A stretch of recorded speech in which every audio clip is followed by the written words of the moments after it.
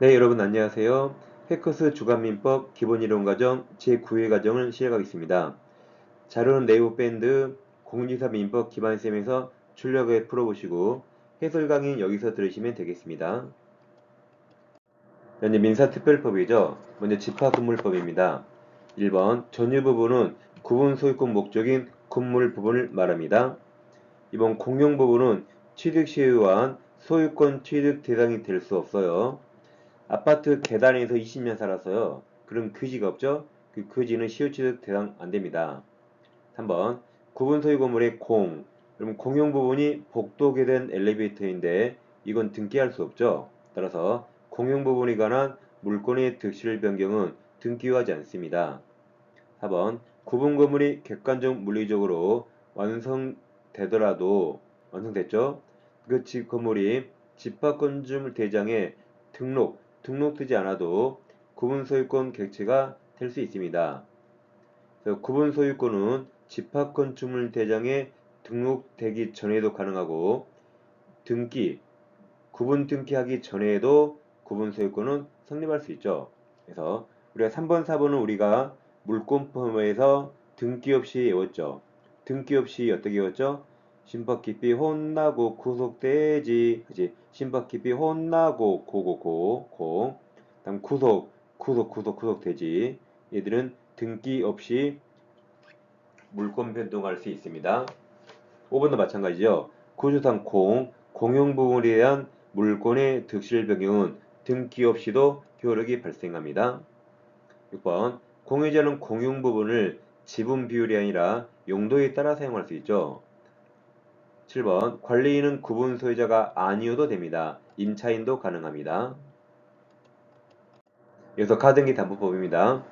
1번 1억을 차용하면서 부동산에 관해서 가등기나 소유권 이전 등기했어야 가등기 담보법이 적용되고 하지 않으면 이 법 적용되지 않습니다.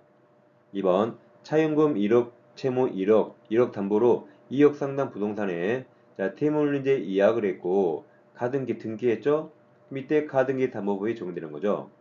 3번 공사대금 채무를 담보하게 한 가등기는 이 법 적용되지 않습니다.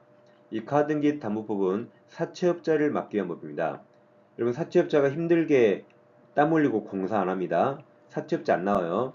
사채업자는 돈놀이 하니까 이 차용금 1번 차용금 2번 차용금 이 소비대 자체권에만 나옵니다. 3번 X 4번 통지한 청산 금액이 객관적으로 정확히 계산된 액수와 맞지 않더라도 채권자는 다시 통지할 필요 없습니다. 채권자가 주관적으로 낮게 평가해도 실행 통지로 효력이 인정되기 때문에 다시 통지할 필요 없습니다. 5번 담보가등기 후 저당권자, 후순위 저당권자는 청산기간 내라면 자기 저당권의 피담보 채권 변제기 도래 전에도 경매할 수 있습니다. 후순위 권리자를 보호하기 위한 조치입니다. 여기서 부동산 실명법입니다. 1번 무효인 명의신탁 약정이기에서 타인 명의로 등기가 마쳐졌더라도 그것이 당연히 불법어진 급에 해당한다고 볼 수 없습니다. 이런 명의신탁은 민법 103조 모유가 아니죠. 민법 103조 모유가 아니기 때문에 등기했더라도 불법어진 급에 해당하지 않습니다. 2번 명의수탁자가 제3자에게 부동산을 처분하면 수탁자가 무효이더라도 제3자는 악의 3자도 보호됩니다. 그래서 그 3자는 선의악이 불문하고 소유권 취득에서 보호되는 게 원칙입니다. 그러니까 제3자는 악의도 보호돼요. 반면 제3자가 적극하다 하면 그때 민법 103조 무효가 되죠. 근데 악의는 보호되는 거죠. 이 부동산 실명법 엄청난 특징입니다. 네, 3번 사례입니다. 갑은 조세 포탈, 강제입행 면탈 또는 법령상 제한 회피를 목적으로 하지 않고 배우자을 법령상 회피 목적 없이 배우자을과 명의탁정하면 그 약정 유효가 되고 을명의 등기, 소유권 등기도 유효가 되는데 여기 명의신탁이 유효일 때는 대내적 소유자와 대외적 소유자 나눕니다. 대내적 소유자는 신탁자 갑이 되고 을 등기 유효이기 때문에 대외적 소유자는 수탁자 을이 됩니다. 1번 정은 제3자라 정액의 소유자는 수탁자 을이 돼요. 따라서 정의 토지를 불법 점유하면 갑은 소유자 아니라 직접 들렸어요. 직접 정의에 대해서 소유물 반환 청구 행사할 수 없습니다. 정의에게 소유자가 을이기 때문에 을만 직접 소유물 반환 청구 행사할 수 있어요. 갑은 직접 못하고 을을 대유해서는 가능합니다. 2번 병에게 소유자가 수탁자 을이죠. 병은 을로부터 권리를 승계받으면 악이라도 권리를 취득합니다. 그래서 병이 을과 매매계약에 따라 X토지에 대한 소유권 등기 마친 경우 병이 소유권 취득하게 됩니다. 악이어도 취득해요. 4번 갑은 법령상 제한을 회피할 목적이 있네요.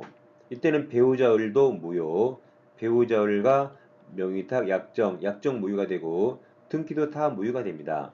그래서 무효로 푸셔야 돼요. 자, 1번, 2번 묶어서 이게 무효일 때 갑은 소유권 맞아요. 을이 무효면 갑이 소유자니까 갑은 소유권을 위해서 을을 상대로 소유권 등기 말소 청구해야 됩니다.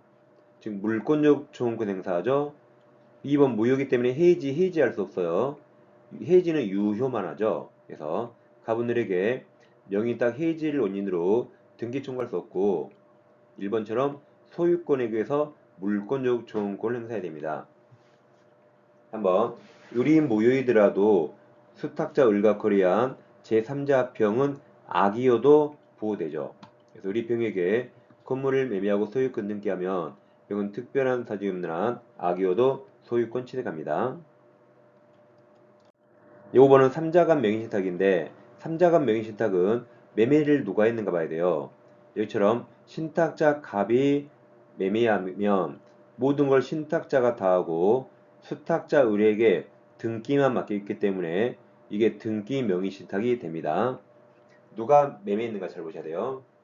5번 갑은 친구 을과 명의탁 결정하고 갑이 쓰세요 신탁자, 을이 씁니다 수탁자. 병소유 부동산을 매수, 누가 매수했죠? 신탁자 갑이 매수하면서 병에게 부탁해서 을명의로 등기만 했습니다. 그럼 수탁자에게 등기만 맡긴 등기 명의신탁이죠? 그럼 약정은 무효죠? 갑과 을 간에 뭐 종중 배우자 그런 거 없어요. 그래서 등기도 무효가 됩니다. 1번 갑을 사이 명의신탁 약정은 무효가 됩니다. 그럼 2번, 3번 묶으세요.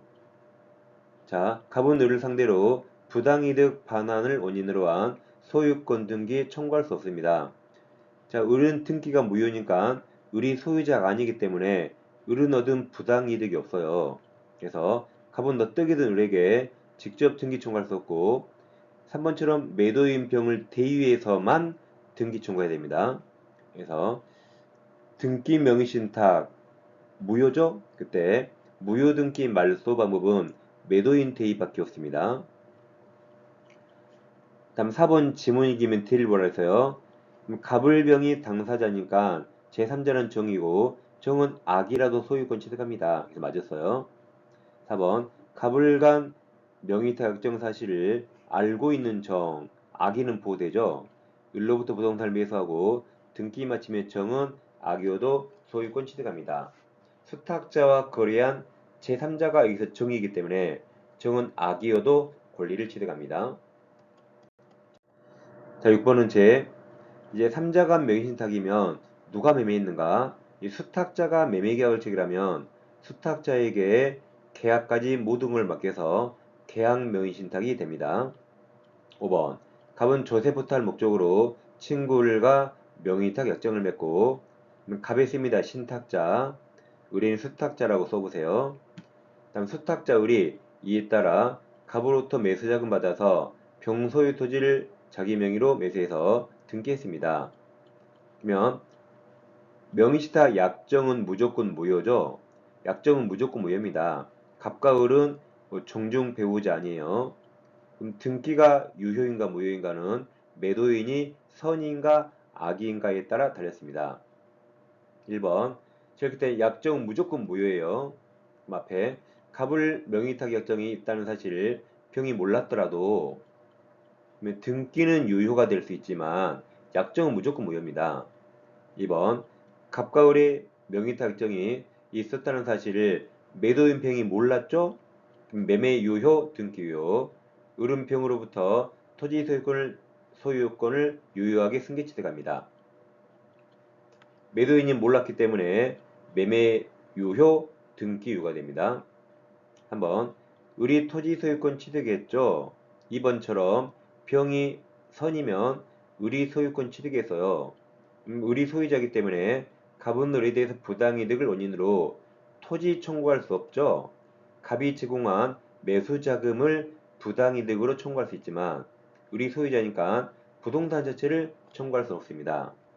5번도 정 나오면 정유효예요. 악유효도 유효. 적격가담하지 않는 한 정은 유효입니다. 만일 을이 정에게 토지를 양도한 경우 정이 명의타기에 대해서 단순히 알고 있었다면 제3자는 악의여도 소유권 취득하게 됩니다. 적극가담 아니면 소유권 취득합니다. 네, 시간에 민사특별법, 집합건물법, 가등기담보법, 부동산 실명법을 4가지 사례로 공부했습니다. 네, 왼쪽 영상 클릭하시면 중개사법 한 번에 끝내는 이론 강의 공부할 수 있고 오른쪽 영상은 기초특강도 함께 병행해서 공부할 수 있습니다. 네, 저는 다음 주에 뵙겠습니다. 감사합니다.